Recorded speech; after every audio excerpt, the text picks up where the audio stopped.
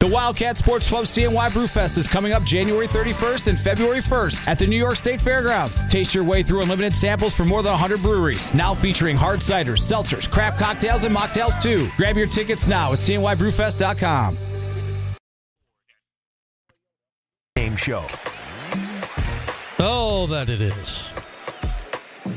We're back. We haven't been gone long, but we transitioned into our pregame coverage here tonight. Brian Higgins along with you, getting you ready for Cuse and Clemson here tonight from down at the General. Is Death Valley the area or just the stadium? I guess Death Valley maybe is just the stadium. I don't know. I like calling it Death Valley, but there'll be a Little John Coliseum for the basketball tonight. But welcome in on the radio on Cuse Sports Talk. Got you on the Twitch. Got you in the YouTubes. We got you wherever you need to be gotten right now as we get you ready to go for the ball game tonight between Syracuse and Clemson in a series that has, frankly, not gone very well for the Orange. Certainly down in South Carolina since they've joined the ACC. We'll get more into the all-time series later. Clemson leads it, though, and the reason they lead it is because they've won 6 of 7 that have been played in the building. They'll play it tonight. Clemson's rolling right now. They're 15-4. They're 7-1 in the league. We'll know the deal with the Orange. They enter at 9-9, 3-4 in the league, coming in off the 77-69 win over Notre Dame on Saturday. Clemson most recently won on the road in overtime at the Peterson Event Center against Pittsburgh on Saturday. But first, let's look back. Well, first I'll tell you this. We will play back a little bit of the Atan and Devo show from yesterday. Get you a little taste of our newest program. We'll do that in a little bit. And if you'd like to join in throughout our show tonight, phone lines open and available to you. 315-437-7644 for ESPN 44. So there we go. There we go. That sets the stage. Let's go back to Saturday. In a vacuum, Syracuse beat Notre Dame 77-69. And if that's all you knew from Saturday, you'd say, oh yeah, that's about right. That's about right. But then you look at the game. Syracuse was down 11-0. Like, game starts, Syracuse was down 11-0. I said this the other day. If the game was on ACC Network over the weekend, the game before it, Wake Forest and whoever they were playing, ran like a little bit long. Virginia Tech, I think it was. So you could have watched the beginning of the Syracuse game if you got to the app. If you're just hanging on TV waiting for it to flip over, by the time the game came on, the Orange were down 11-0. You're like, oh no. And then it continued. And it didn't get better. Marcus Burton was unstoppable. He had 22 in the first half. Lead growing and growing and growing. With 4:55 to go in the first half on Saturday, it was the Irish 38 and the Orange 21. Nobody on earth was feeling good about that one. My goodness, nobody was feeling good about that one. 4:55 to go in the half, 38-21, down by 17. I look at that game. I think the most important stretch in the game was the rest of the first half on Saturday. You're down 17, you cut it to 9 by halftime. That is huge. To get it to single digits at halftime in a game where nothing was going right, that had to be huge mentally in the locker room. Then the second half, you get Kyle Cuff on Marcus Burton. He locks him up in the second half. 22 points in the first half, just 6 after halftime. Jaquan Carlos, much derided, but second half on Saturday, his defense on Braden Shrewsbury. We had Griffin here on my show a couple hours ago. We had Adrian Autry post-game press conference, everything he said since the last game, and Red will be on Orange Nation tomorrow. That he, even before mentioning Cuff, and I thought Cuff was the defensive difference in the game, but Carlos took Shrewsbury, who had 12 career threes against Syracuse in 2 games, 6 and 6, and held him to 4 3-point attempts. That was big in the game on Saturday. Now, it wasn't even necessarily why he was in the game. He was in the game because JJ was having trouble getting his offense going when he was on the ball. So that is something that's a little worrisome if teams start not letting JJ be the point guard, because that had been the change that had been working a little bit. But we'll see where that goes. The Orange defense, though, in the second half, Kyle Cuff on Burton, that's what wins the game. That's what turned the game. You're getting absolutely crushed. Notre Dame was on pace a quarter of the way into the game to toss up 100, and they ended up with 69. Starling ends up with 21 after a rough start to the game.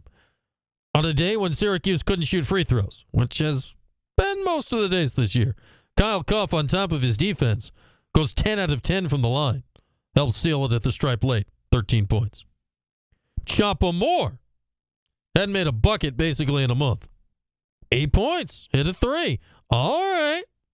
Little something for Choppa. Can that carry over into the game tonight? Eddie Lampkin. The back seems to be certainly better now than it had been. No Donnie Freeman. He's the guy inside.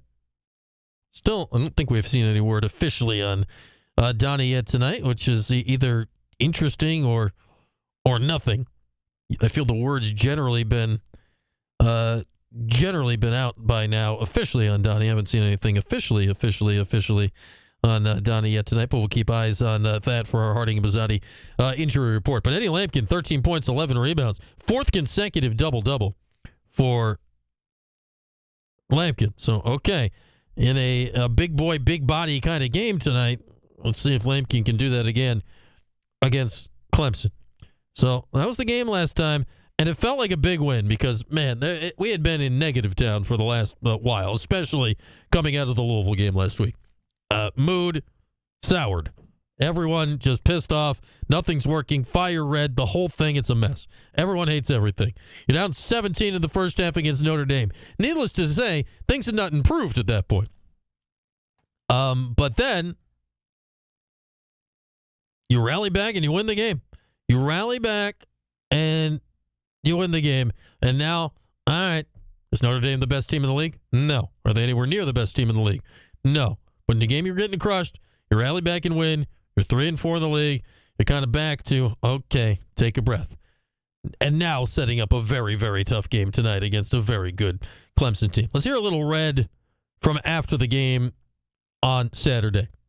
And his initial takeaway was one of mine. You know, watching the game, we're sitting here getting ready for postgame, watching the game on TV, not in the building, but you're trying to get a vibe for it. And for the first time all season, the Dome felt a little bit like the Dome coming through the TV set. I want to start off really thanking the community and the fans that came out today. They showed up, they were loud, they made a difference, and I can't thank them enough. Our guys can't thank them enough, and they just appreciate all the guys that just came out this afternoon, and stayed with us, cheered us back, and we need that. That's what makes this place special, all right?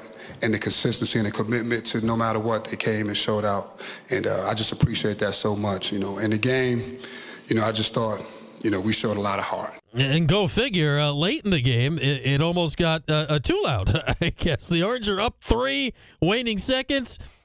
Red's he's a foul guy there, and they did not foul. We talked about fouling, but it was so loud in there because we have a call, and again, they couldn't hear the call, and we got to talk about that. So that'll be in our next film session. All right, we can't make that mistake again. But typically, we try to get fouls in those situations. All right, but when we get into the actual what changed the game, it was the defense of the team, and it was, in many ways, the buy-in to defense from the team on Saturday. It was really before the game. We talked about choices. Everyone has choices when you wake up in the morning. We talked about, you can choose to defend. You can choose to get the 50-50 balls. You can choose to make that extra run, that extra rotation, all right? And we all took a moment of silence and thought about that, and then when we came in the second half, they battled back. You guys made the decision to start doing those things probably 10 minutes into the first half. We got to continue those going into the second half. And they did, and part of what it did was not shut down. He ended up with 28 points. Burton for them, Marcus Burton for Notre Dame ended up with 28, but 22 at the half, and then the shooting percentage went in the tank after halftime. We made a little tweak. We started, giving him some extra attention, putting some extra help on him a little bit, kind of a spy. And, even with all that was going on in the first half, the biggest thing about Notre Dame is their ability to make threes. Even though he was scoring, they were twos, and we was just trying to get our offense going. all right, get our offense going. Because if those were threes, the lead would have been a lot larger than it was. So it gave us some time to kind of fight our way back, even though, he had 22 at half. And then it brings up the idea, Red talking threes there. Obviously, Notre Dame's a big three-point shooting team. Clemson tonight, percentage-wise, is the best three-point shooting team in the ACC at about 37 and change percentage-wise, and top 15 of the country three-point shooting percentage. You know they're going to hit some. You know Notre Dame was going to hit some last game, though that really went away after halftime. If you're Syracuse, who's not a good three-point shooting team, by percentage, you're, I think, 17th in the ACC, and by volume, you're 18th, a.k.a. second to last and last. You don't shoot a lot, you don't make a lot. But it's 2025. You do need to take some. We have to shoot threes. That's just the bottom line. We have to shoot them. A couple of them were not the shots that we want, but we got some off of, guys curling in, them shifting over, driving and kicking, so to speak, but just off the curls. We got some good ones. We got some good ones in the double team. They kicked it out, rotated it. I thought those were all good shots, and we have to take them. We can't take 12 or 13 shots and expect to win in this conference. You shoot too many threes. People shoot threes, and, again, we shot 24 and we made 8. Just imagine if we didn't shoot those, we'd probably make 4. The other side of that coin, right, is, all right, Syracuse is a little bit differently constructed this year than we've grown used to. You do have Lampkin inside. You do need to press that advantage. Once we got the lead to, within distance, 10 points, 8 points, I knew we had a size advantage, so I wanted to go inside and kind of slow the game down because our defense had really picked up, and Jair and Eddie did a really good job of passing or getting to the basket. Something that bears watching tonight and going forward. I've been in the JJ needs to be playing point guard camp this season for a long time, going back to before he broke his hand. But JJ, as the point guard, struggled with that on Saturday. In came Jaquan Carlos to get him off the ball, which we know that doesn't excite anybody around here right now. But at least on Saturday, it was effective. We knew we had to have JJ score the basketball this year, bottom line. He can't score it all at the point, all right? As you could see in the beginning of the game, he couldn't get anywhere, right? We tried to keep him in the middle of the floor. He had a lot of attention. So move him off the ball, let him come and get the ball and play that way. So, again, that's the reason why, we brung in JC to be able to get people the ball, and I thought he did a phenomenal job. But the biggest thing I thought he did today, he defended. He had his best defensive game in a uniform today. And I thought he did a really good job on Shrewsbury. I'd say that goes without question. Braden Shrewsbury held to 4 3-point attempts. He was 2 for 4. Can't even averaging 6 threes a game against Syracuse in the 2 prior. And we'd heard so much about Carlos and defense and all-league defense at Hofstra and the Colonial, and it hadn't looked like it at all this year. So it was good to at least get a glimpse of that. Now, can that be a sign of things to come? Or is it just a sign that Notre Dame is a very perimeter shooting-oriented team without a lot of bulk inside, and that was, of the league games, the one Taylor made for him? Because you're not going to get a lot more different from what you got from the Irish than you're going to get tonight from Clemson. So I think it's going to be very interesting to see how they handle rotations and stuff. You can't necessarily just go back to what worked on Saturday because due to opponent, it's not necessarily going to work tonight. All right, we'll take a break. When we come back, give you a little taste of our newest show, Otan and Devo. Your calls, 315-437-7644, and everything else we need to do to get you ready for Syracuse and Clemson from down in South Carolina tonight. We're back after this here on Cuse Sports Talk and ESPN Radio.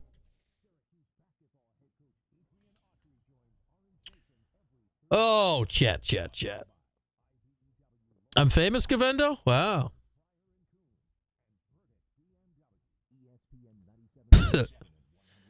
Uh-oh. Paulie's tweeting? Shefflin does have a bad back. He's been dealing with bad back spasms, apparently.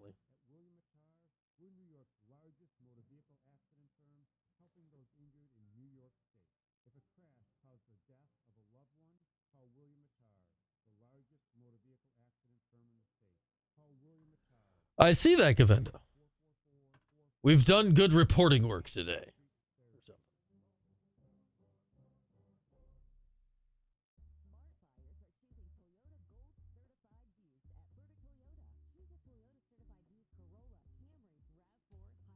Okay.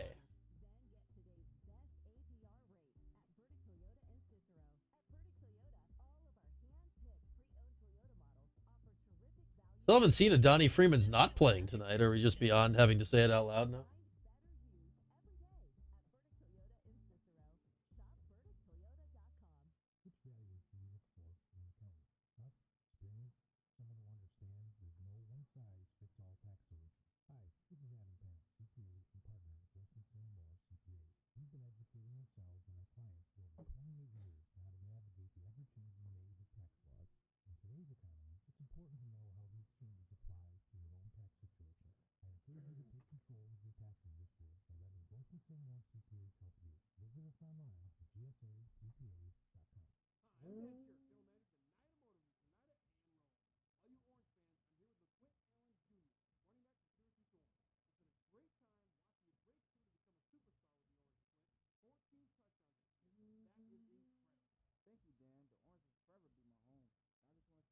He is a shoeless warmer-upper. He likes to start shoeless.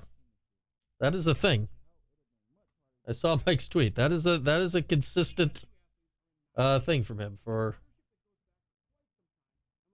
Well, maybe we'll ask JJ about it tomorrow. In theory, he'll be on.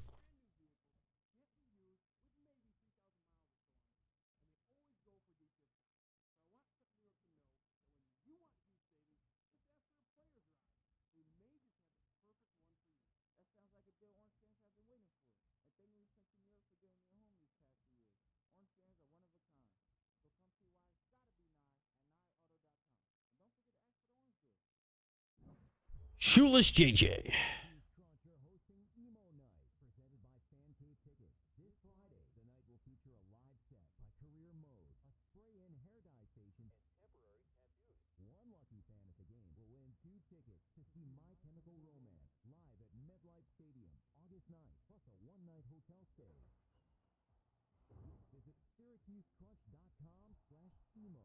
JJ does have socks on, though, so it's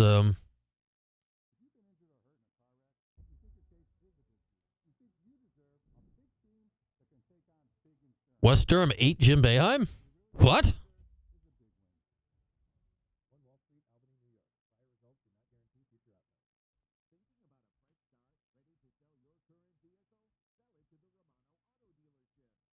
Is West still taking Boeheim to the restaurants of the ACC?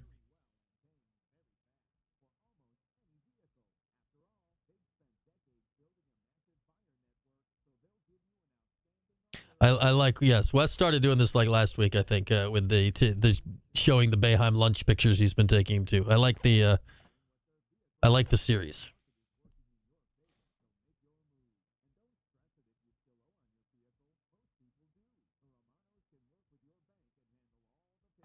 Creamed corn at lunch is an interesting choice, but that's all right.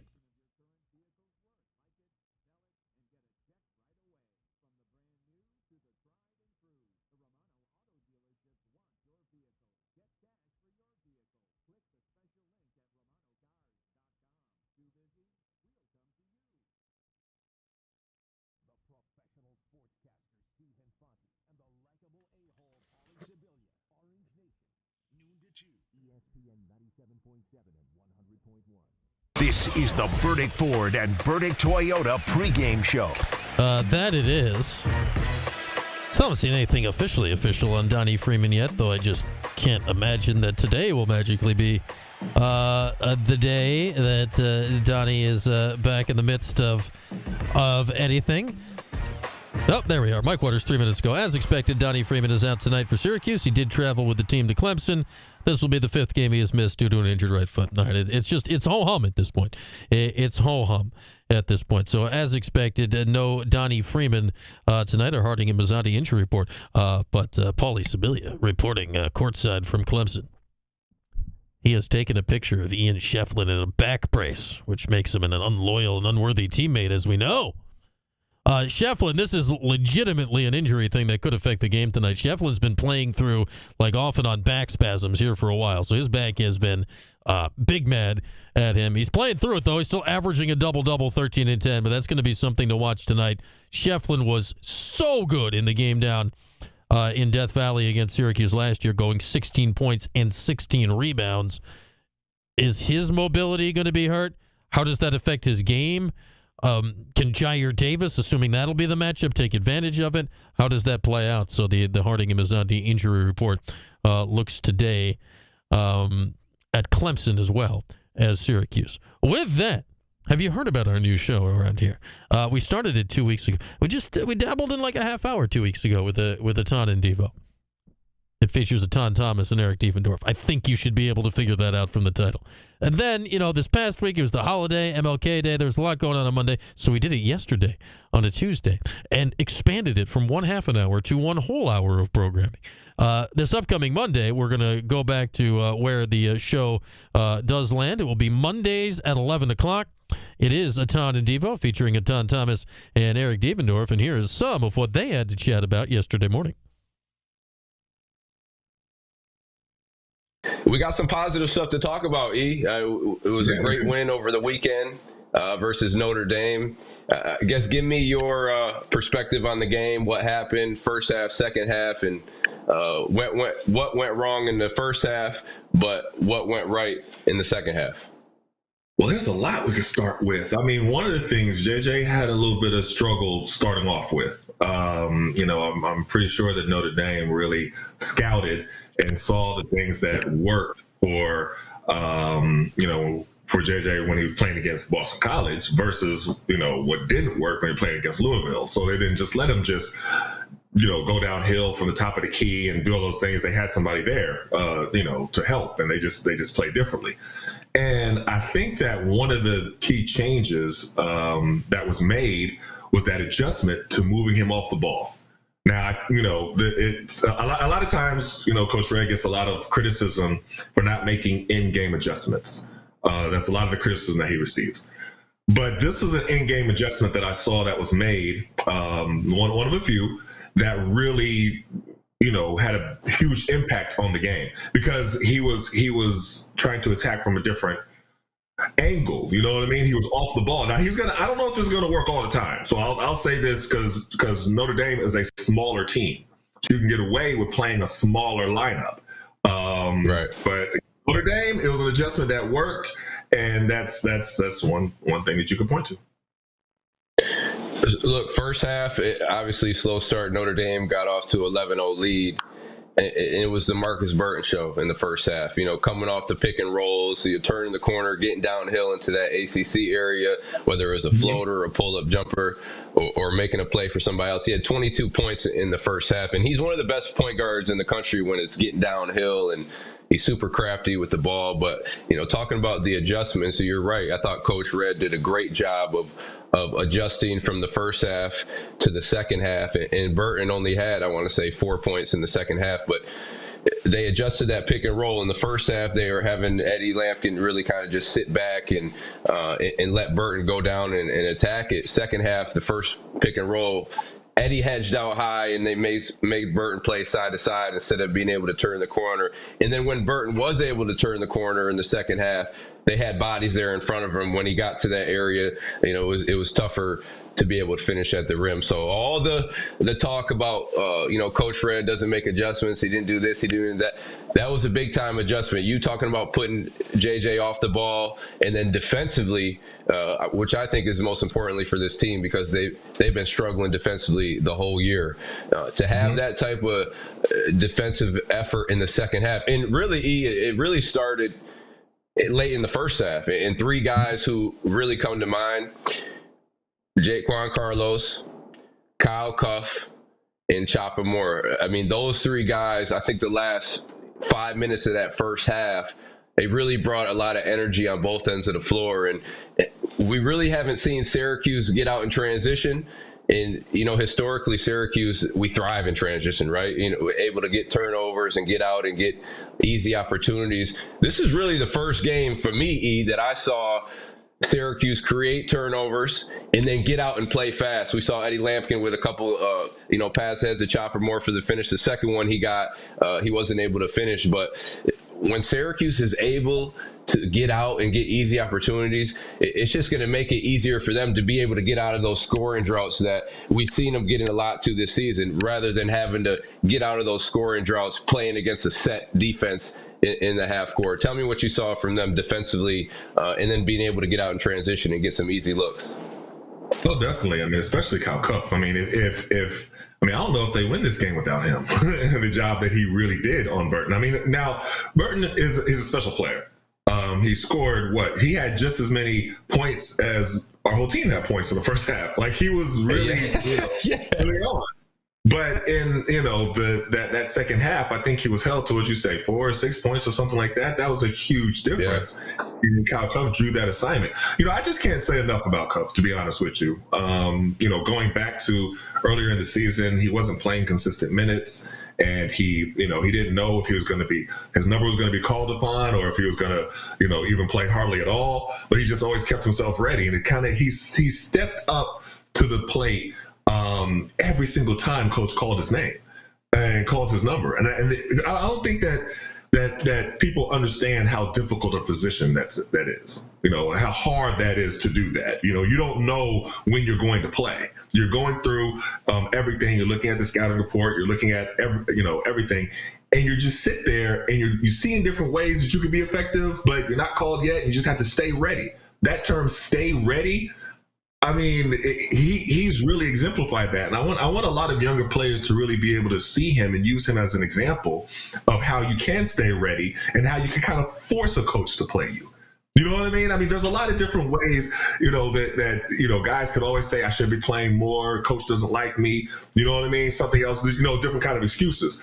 But it doesn't seem like, and you've been a little bit closer than I have. You've seen some of the practices, and you could talk about how he actually works in practice and what you've seen personally, up front and up close. But from what I've seen, it's all positive. It's all positive energy because, now with the cameras, they can catch you if you have bad energy. They can catch you if you're sitting on the sideline pouting with your bottom lip out, don't want to clap for nobody, saying that almost like got a little doing bad. The cameras catch all of that. Even if you're not in the dome, if you're watching from TV, the cameras can catch all of that. But it seems like he's just doing the opposite. He's just actually staying ready. And when his number is called, he goes in here and does his assignment. I think that's really invaluable. But like I said, I don't think they win this game without him. And I said the same thing before. I got to think of which game it was. But he's really been an X factor. And honestly, and like you said, I have seen it firsthand with Kyle Cuff, a guy who went from playing, sometimes 0 minutes, not even getting in the game, right, to, shifting the whole momentum for a Syracuse team. And it started with Boston College, in that second half versus Boston College, he came in just with his energy and his aggressiveness and, he's not pouting. He's not worried about how many minutes he's playing. When he gets in and he gets the opportunity, he's ready to go. And from a coach's perspective, that's all you could ask from a player like that, right? A guy who, it's hard to come in and not have consistent minutes. So when you haven't been playing the whole game and then you're asked to come in the second half and bring some value to the team and make an impact, that's hard. Your mindset have to be in a whole different place, right? So I shout out to Kyle Cuff because I think he's a strong player, not only physically but mentally. Right, mentally, he's always locked in. He's always ready to go. If you don't have guys like that on your team, you're not going to be very successful. Shout out to Kyle Cuff, man, because he's always ready. He's always positive, right? He's always cheering on his teammates. And besides the great defense, because as a team, I think Syracuse had a great defensive effort in the second half as a team. But it started with Kyle Cuff putting the pressure on Marcus Burton. Yeah, Eddie Lampkin did a good job adjusting and hedging out and making them play side to side, but it started with Kyle Cuff being aggressive on the ball, right? Making it harder for him to even get into that pick and roll, being physical. And when he did get to his spots, because he's a great player, he's going to be able to get to his spots. But when he did get to his spots, now it's a totally different shot because he's tired from all the, chasing around that Cuff was doing and being physical with him. So Kyle Cuff, he changed the game with his defense. But offensively, 10 of 10 from the free throw line. And Syracuse typically this year not known as a great free throw shooting team, but 10 of 10 from the line. Right? Yeah, exactly. 10 of 10 for the line. And a few of those free throws were clutch, really needed those. So again, it goes back to his mental side and his mental part of his game where he's locked in and he's not worried about, how many minutes he's going to play. When I get into the game, I'm going to go ahead and give everything I got. And Kyle Cuff, he's been an example of that throughout the whole year. You mentioned free throws, and I mean, free throws have been horrendous for us, and I don't understand why. If it wasn't for Cuff, and I don't have the numbers in front of me, you could tell me if you have them. But take Cuff out of the equation. what was our free throw numbers? You know what I mean? Against Notre Dame, like we can't be successful missing that many free throws. I mean, we have to be able to lock in and knock those down. Those are gimmies. Those are free. You know, but he was 10 for 10. You take him out of the equation. What was our free throw percentage? I'm going to tell you right now. So in that game, we were 21 to 34. You take away his 10 misses, or excuse me, his 10 makes. We're 11 for 34 from the line against Notre Dame. So we can't do that. No, we can't do that. We got. So basically, he saved us. You know, just by hitting those 10 free throws, every single one was important.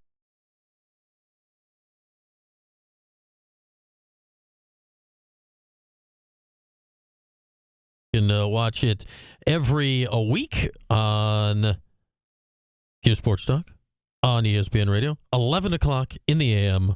on your Mondays. It was Tuesday yesterday, holiday, blah, blah, blah. It's a Monday show. It'll be your way next week on Monday at 11 a.m. If you've missed the first two and want to catch up and see what those two are chopping it up about, check out the full archives of Atan and Devo available at the Q Sports Talk YouTube page. With that, we will take a break. Much more to do to get you ready for tonight's game.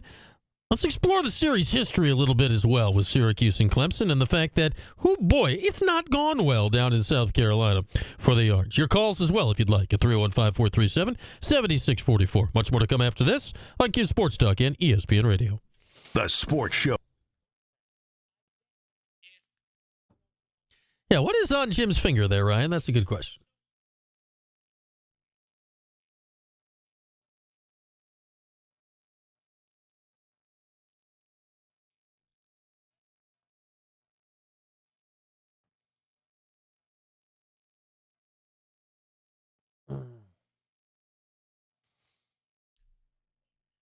Oh, ooh. Come on, live stats. Do something. Who are the refs tonight? Who are the stripes? Oh, we got a little action here. Who are the stripes? Ron Groover. Pat Driscoll. Pat Driscoll doing a Cuse game? Gregory Nixon. That's weird.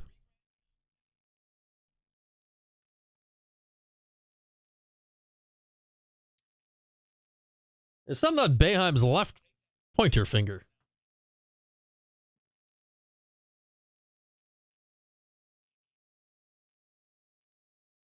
In that, in the West Durham picture.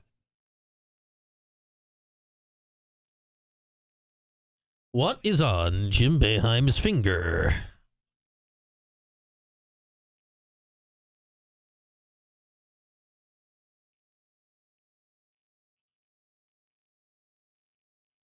What does it all mean? He may be in the mob. It's possible. Can't rule it out.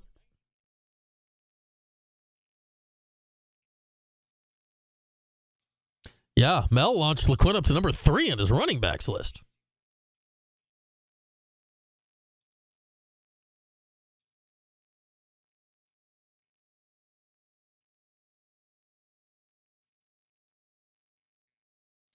Where's Mel doing that, Phil? Sports Center or something?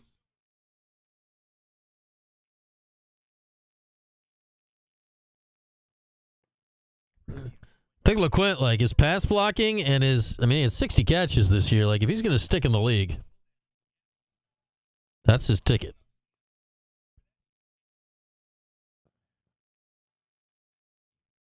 Like, you do that, you play special teams, you can make a little career on that.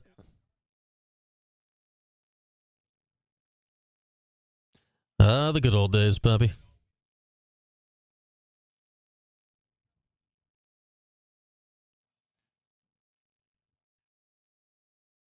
Yeah. Just now, I have it on. I guess I was not paying attention. Probably because I don't have the volume on. I see friend of the show, Andrea Adelson, wearing a yellow hat for some reason. Why are you wearing that hat, Andrea? Ooh, now I'm looking at her background. She has a Narcoozy from Pitt football. I like that.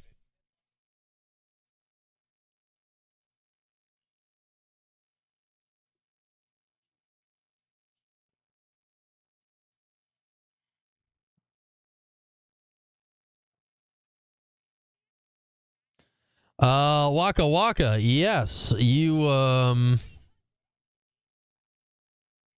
Paulie postgame for both the Cali games. Late night. There will be postgame. Mel was on talking about McCord, too? Yeah, he shot them both up his rankings.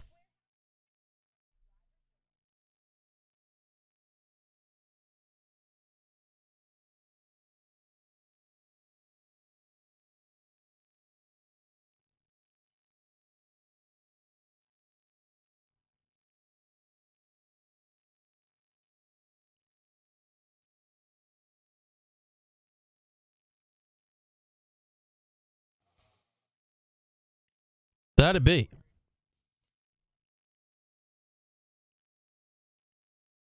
Oh, yeah. I will not be partaking in those two. I think Paulie may have even offered to do pregame for those two games. I may take him up on that. Ford and Burdick Toyota pregame show. All right, back at it here. Cuse-Clemson. We are about 25-ish out. Starters, not quite starters time yet. Officials are up here. Ron Groover, Gregory Nixon, Pat Driscoll. Very rare to see a Syracuse native, Pat Driscoll, doing a Syracuse game. There's no explicit rule against it. Like, there are rules, like if you went to school. Pat did not go to Syracuse. Like, if he'd gone to Syracuse, that's against the rules. But like Matt Palom in lacrosse does not do a Syracuse lacrosse games.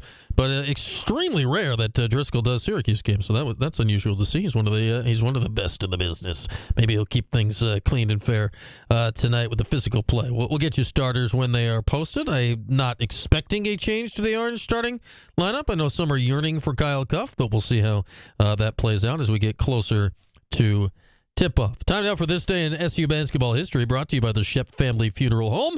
Celebrate your loved one with help from Shep. Visit shepfamily.com. This is a rare all-time series that the Orange trail. It is Clemson 9 and Syracuse 6 in the all-time series. And here's the reason. The only non-ACC meeting between these teams came in 1960. So fast forward to 2014 when the Orange were in the league. Clemson's got the advantage, and they have the advantage because Syracuse has had an awful time trying to win games at Littlejohn. Syracuse is 1-6 all time at Littlejohn. The only win came back on February 7th, 2017. That's when Tyus Battle hit that game-winning three-pointer at the buzzer to win it 82-81. A freshman Tyus Battle, who was playing with the flu at the time, and he knocked down the three. That is the only time Syracuse has won in this building. Last year, March 5th in this building, the Orange lost 90-75 in a game that, all right, say 15-point game, that's not ideal, but it's not a blowout. That said, Syracuse trailed for the final 37 minutes of the game at Littlejohn last year. The final 37 minutes. They were just not involved in it. Judah had 20 points in the game, JJ 10, and Bell had 7 of the two Orange players that will play again today. Ian Shefflin dominated that game with 16 points and 16 rebounds. Some guy, Joseph Girard III?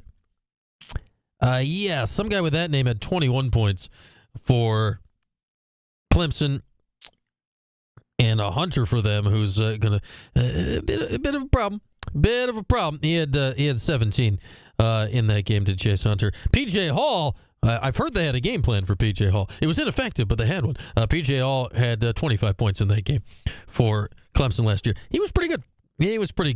February 10th last year, they played in the Dome. Again, final score, 9-point game, but Syracuse trailed for the final 34 minutes of that game.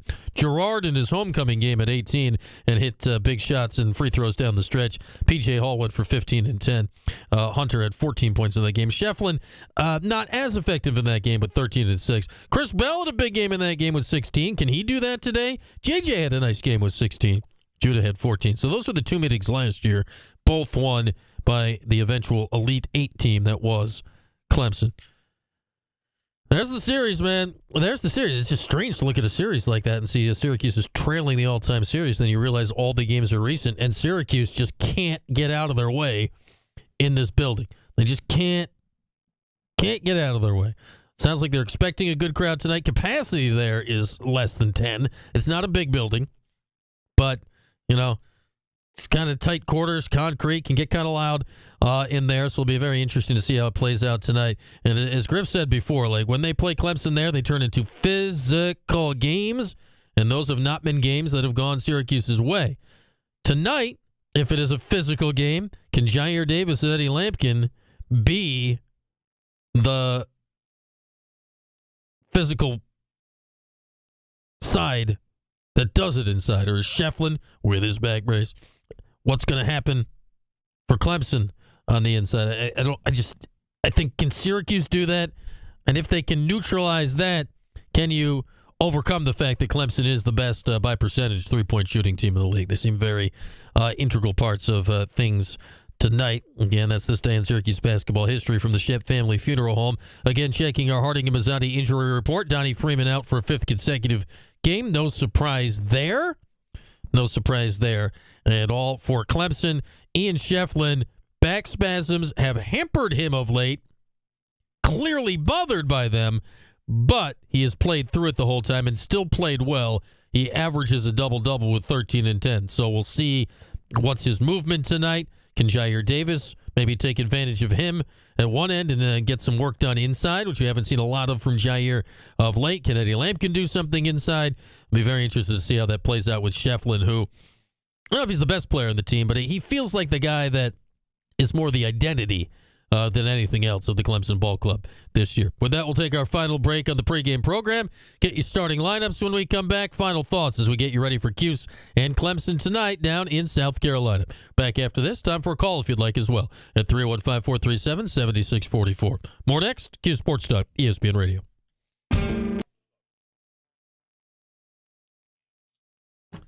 Same starting five.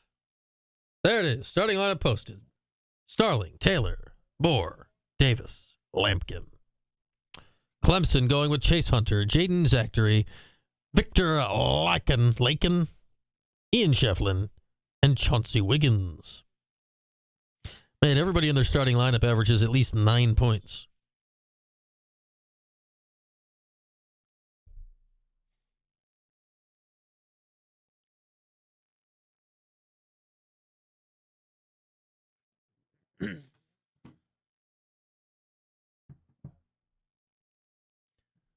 And no Donnie. No Donnie. The chef hats are great. I will give it to them, Cuse Vegas. The chef hats are great.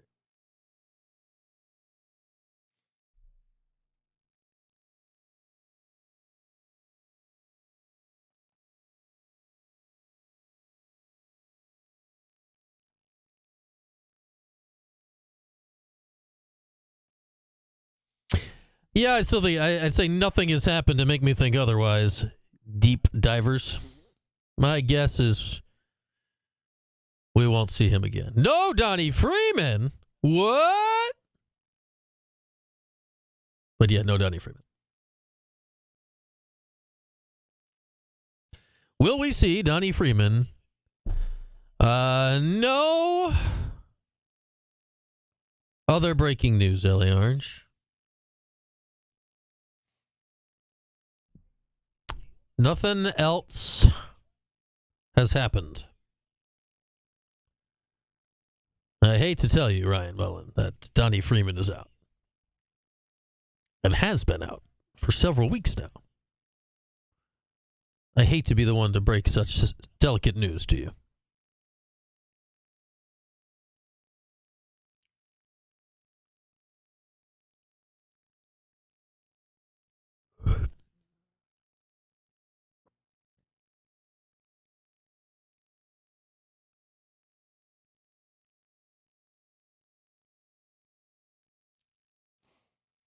Oh, I've got pregame yawns. That's never ideal.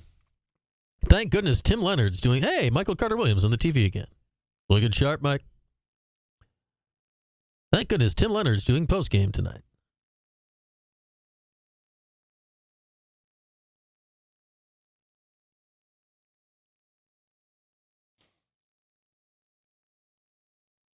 The Freeman formula. I never actually, like, those were around the office there for a bit. I never actually got, they always kept disappearing. I never got to try one. The lobes, the frontal lobe and the whole thing. I never got to try one.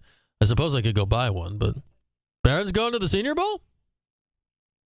Yeah, good for him. That's just come out?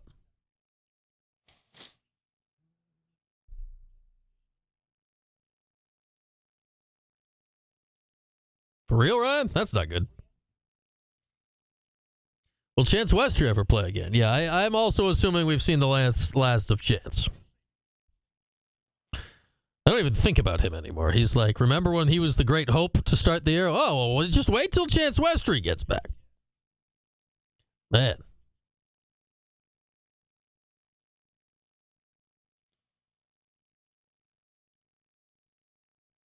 ACC Network. How many total minutes did Chance play? That's a great question, Govendo. Is it one I can answer before the end of this commercial?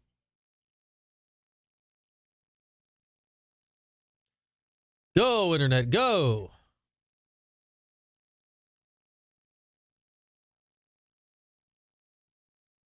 Load faster. The commercial's almost over. Come on. More faster. 10 minutes. Follow us on Twitter, ESPN Syracuse, ESPN Radio 97.7, 100.1, 1200 AM and 1440 AM. This is the Burdick Ford and Burdick Toyota pregame show. That it is, back here for the last few minutes with y'all. Michael Carter-Williams on our TV again tonight. You'll be watching on ACC Network. I currently see a picture of our guy, Wester, having a lunch with Jim Boeheim. So there's just Syracuse everywhere on the ACC Network. Hopefully the Syracuse basketball that's on the ACC Network can live up to it and do a little something. Do a little something. MCW looking sharp on the TV. He's got beard and hair going all over the place, but he's styled up real nice.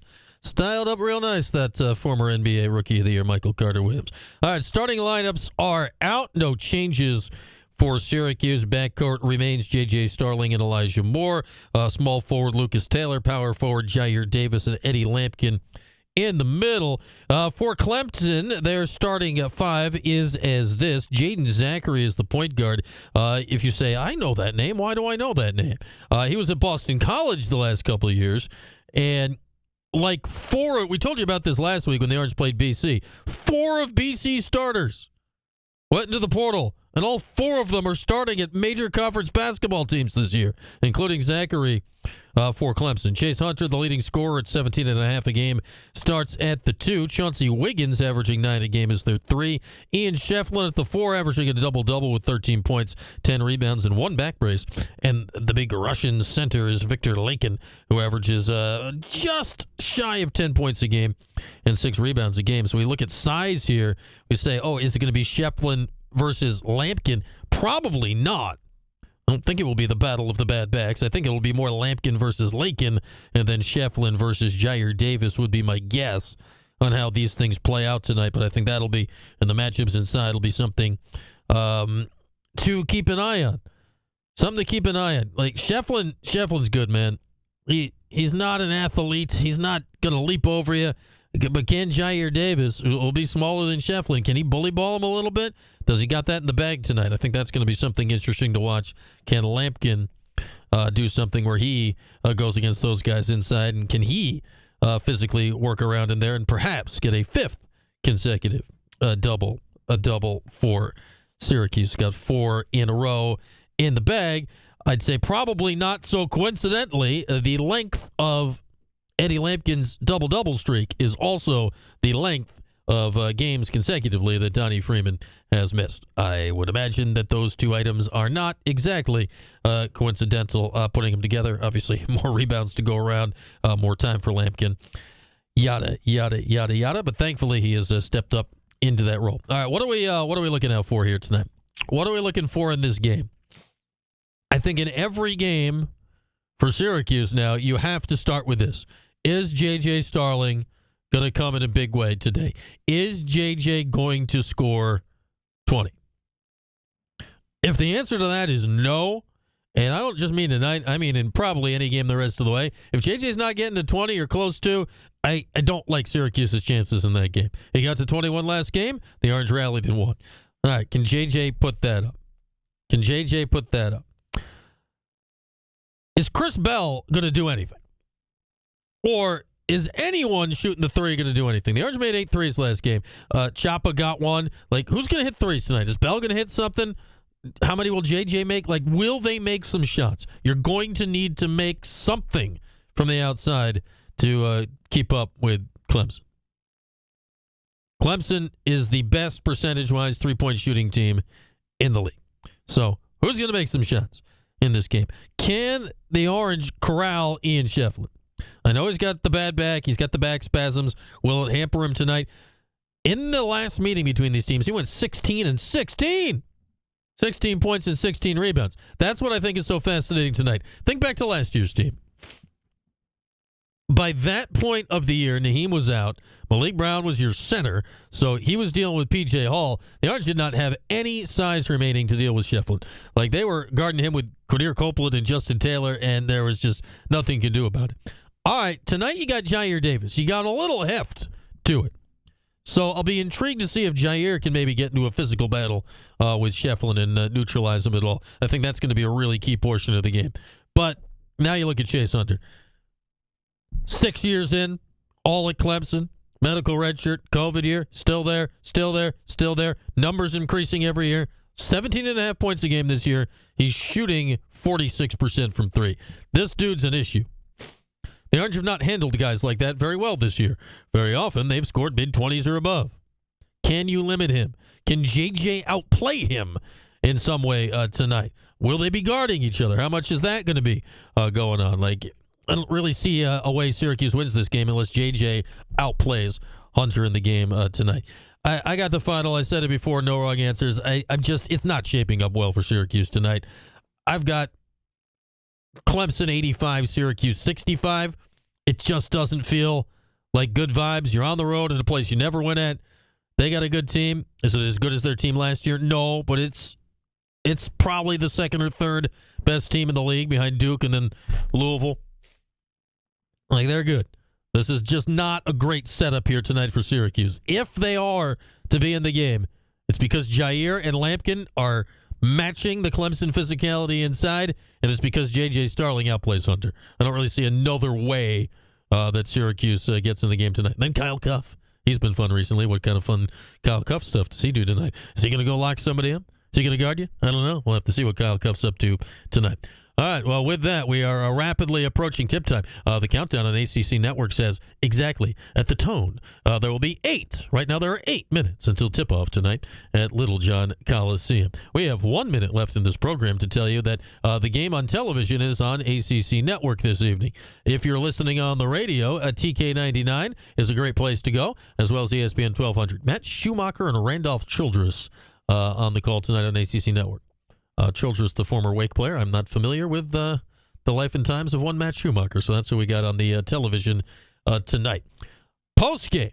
Get your butts back here for post-game. Right after the game, Tim Leonard will be with you for roundabouts an hour. We'll get the chat going on Cuse Sports Talk. He'll take all of your calls and sort it through however it goes tonight down in Clemson. As for me, I'll be joining you again tomorrow at 4 o'clock to talk about what went on in this game. We'll hopefully be hearing from J.J. Starling on the show tomorrow. With that, everybody, disperse, take in the game, come back here in a couple hours with Tim for postgame. We'll talk to you tomorrow right here on Cuse Sports Talk and ESPN Radio.